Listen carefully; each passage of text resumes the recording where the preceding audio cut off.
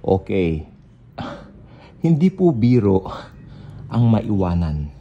Ayan, ang gusto kong sabihin po sa inyo. No? Na talagang works ang basihan upang maligtas. Alam po ba ninyo, yung mga nagsasabing nawawala ang salvation, na nananangan doon sa kanilang sariling gawa or to please the Lord dahil mabuti sila, maiiwan po talaga kayo pag nanatili kayo dyan. When you say trusting Jesus, nag-trust ka sa Kanya sa salvation mo at sa sanctification mo. Di ba? Inom akong kape. Wala tayong kakayanan na maligtas. Wala rin tayong kakayanan gumawa ng mabuti. Lahat imputed sa atin. Tandaan po ninyo, nung tayo ay patay pa, kabi-kabila po yung mga pagkakasala natin. Pagmumura natin, pagsasalita ng hindi maganda sa mga kapwa natin, paninisti natin. Uy, yung mga mapanisti dyan, ha? Yung mga buli-buli, you know what? It's a sin. Kung titignan mo mabuti, that's a sin. Okay? Tinitisti mo yung kanyang ilong, tinitisti mo yung kanyang mata, sabi mo, singkit na singkit ang mata, sabi mo, panot na ang ulo. Mga pampaninisti yan, kung totoosin. Diba? Yung you're basing your, paano ba to? You're basing your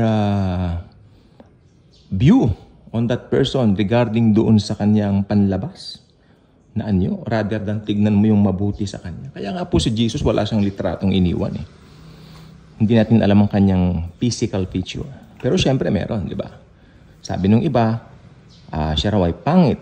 Pero hindi naman ako agree doon. Jesus, yan. Ano yan? Jewish man. Siya po ay isang Hudyo. Kaya Middle Eastern po yan. Hindi siya pangit. Okay? Matatangos ang ilong ng mga yan. No? Pero ang point lang dito is, hindi rin naman siya yung tipong i-project na super gugwapo na mga nakikita natin sa picture na feminine ang itsura. Hindi po ganoon. Si Jesus po, isa po siyang Alam niyo po ba si Jesus ay karpintero? Hindi po yung karpintero ng kahoy, Karpintero po yan ng mga gumagawa ng mga, nakalimutan ko pa rin sabi doon yung gumagawa po siya ng mga, tawag dito, mga simento. Ganun po siya. Hindi po mahalaga yung physical na itsura ng isang tao.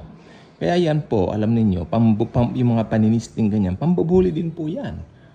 Paano po yan? Kaya lahat po ng tao nga nagkasala, walang matuwid, wala kahit isa. That's why we need Jesus. Para siya ang maging daan natin sa kaligtasan. Mahirap pong maiwan sa tribulation. Alam po ba ninyo, some 4 years back, 4 na taon na po ba yung COVID? Pakibilang nga po, 2020. Hindi ba 4 na taon na po? Na-COVID din po ako. Mahirap pong ma-COVID. Ngayon, nag-take po siyempre kami ng bakuna. Siyempre masaya naman po ako dahil bakunahan ako. At alam kong hirap ng COVID, lumakad lang ako, sumusuray ako, tutumba agad ako. Mahirap po. Kaya nung ako nabakunaan, praise the Lord, thank you Jesus. Maya-maya may nag-comment, Ako raw ay nagpatatak ng tatak ng halimaw. Unang-una sabi ko doon sa tao, kayo po naman sir, kako. Kayo naman po, nasa gitna po tayo ng krisis. Tapos ganyan ang iniisip ninyo. Alam mo, sabi ko po sa kanya, magpabakuna rin po kayo, sir, para at least maging safe po kayo at ang family ninyo, kako. Talagang bumanat. Alam mo, blinak ko po yan. Dahil hindi tumitigil. Siya ng doon sa mga post ko.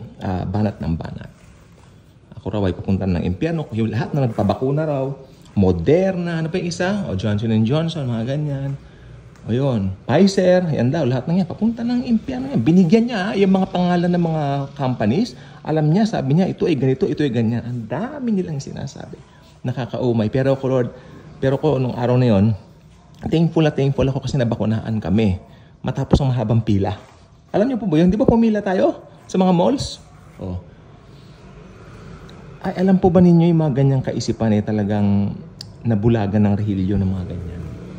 Kaya, yung mga ganyang kaisipan, sila ang maiiwan doon sa tribulation. Yung totoong tribulation yun, Kaya itong pagbabakuna, hindi po tribulation. Sabi nila, nagpabakuna ako.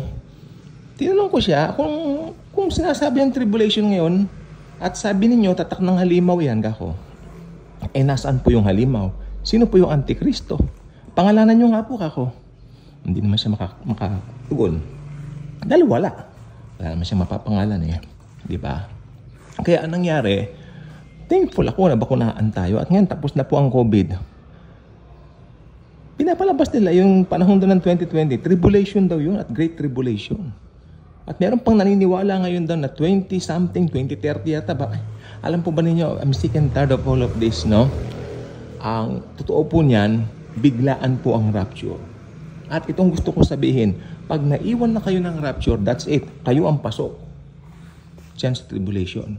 Later on, great tribulation. Hindi po yan biro. Okay. Ito po ang topic natin. Tignan niyo po yung mga larawan, no? Okay. Ang mga Hudyo, na may vlog ako, ay nasabi ko, may pagtataguan ng mga Jews, ang mga Hudyo. Petra, napuntahan niya ng tiyahin ko. Ilang beses din silang balik-balik sa Jerusalem. O yung kapatid ko rin nakapunta na doon. Ilang beses din silang balik-balik dyan, no? Ako hindi pa po. Pero makapunta rin naman ako dyan pag maghahari na si Lord Jesus. Hindihan ko na lang. So, I mean, ayun. May pagtataguan po yung mga Hudyo, yung mga Jews sa Petra. Bato-bato siya. Hindi bato-bato sa langit na mga magalit, hindi po. Bato po siya. I-search po sa Google kasi parang hindi ako mahirapang magpaliwanag.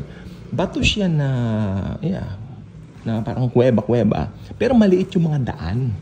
Pagpapasok ka roon, napakakipot na mga daan, pero maganda naman po sa loob. Ibig lang sabihin, walang papasok na mga tangke, walang papasok na malalaking anything na makakadestroy, no? Alam niyo yun, yung mga ginagamit pang giyera, wala pong papasok na anything na mga gadgets nila, o mga kung ano man yung mga makabagong mga invento, mga sasakyan na para makipangdigma. Hindi po papasok doon. Maniwala po kayo sa akin. So may pagtataguan ng mga Hudyo. Yan nasa picture, mga hentil yan. Tignan nyo. Ano nangyari sa Amerika? Ano nangyari sa Pilipinas? Ang daming tanong sa akin dito. Paano ang Pilipinas? Ayan, ganyan. Ganyan po. Kaya mahirap maiwan. Sinasabi ko po sa inyo. Tatakbo ka? Saan ka tatakbo? Sa Petra? Ano? Para ka ng aeroplano? Papuntang Petra? Tignan mo nga yan. Oh, sige. Yung bus, sasakay ka ng bus. Ayan na nangyari sa bus. Ayan. Sa larawan. Oh, sasakay ka ng barko. Ayan na nangyari sa dagat. Tingnan mo. Ito hindi po ito pananakot. Ito po ay video ng pag-ibig. Video ito ng pagmamahal. Video ng imbitasyon to accept Jesus. Because if you will decide for Him in this church age, hindi mo dadalasin niya mga ganyan na kinasadlakan ng mga mapapahamak. Di ba? Hindi mo kong kape. May nagtanong sa akin noon siguro mga last month, paano po yung mga naiwan ng mga Pilipino, wala silang pagtataguan, matalino yun, nag-iisip. Alam niyo, gusto ko sa inyo pagka ganyan, nag-iisip kayo, tapos tatanungin niyo ako, I like that. Ibig sabihin, interested kayo doon sa mga sinasabi ko, di ba? I like that. I love that, really. Ina-appreciate ko po kayo. Di ba? Alam ko naman yung tanong na bukal sa puso. Bukal na gustong matuto. Kung gusto mong matuto, sasagutin kita. If you want to learn more, ko-comment ako. Because pag nakita ko talagang you're willing to learn, I will teach you. Di ba? I will take time to type para ibigay yung mga knowledge na binigyan din ng Lord sa akin. Hindi ko pinagmamalaki yan. Bigay ng Lord lahat sa atin. Then ikaw din naman, magkakaroon ka ng knowledge through me, na pinagkalooban din naman ng Panginoon, pwede mo namang ibahagi sa ibang mga tao. Ganyan po yan, sharean yan. No.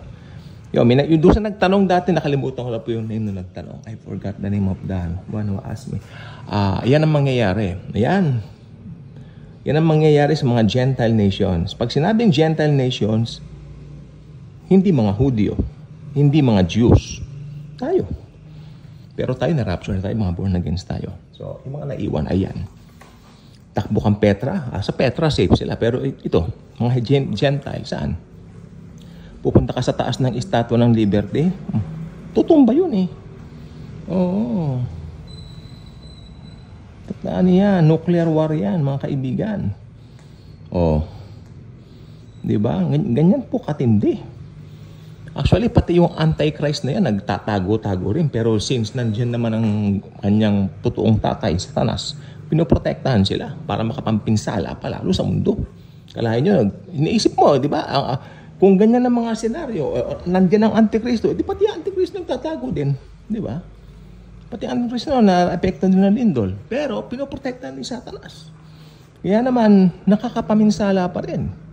Kaya magpapatupad siya ng pagsamba sa kanya, sa kanyang larawan. Oh.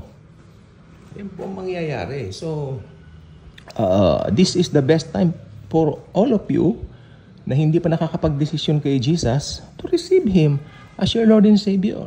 Kasi ganyan ang aabutin nyo. Doon sa nagtanong sa akin na Gentile, ano ang aabutin ng mga Gentile? Ayan po mga kaibigan ko at mga kababayan. Okay, bye-bye.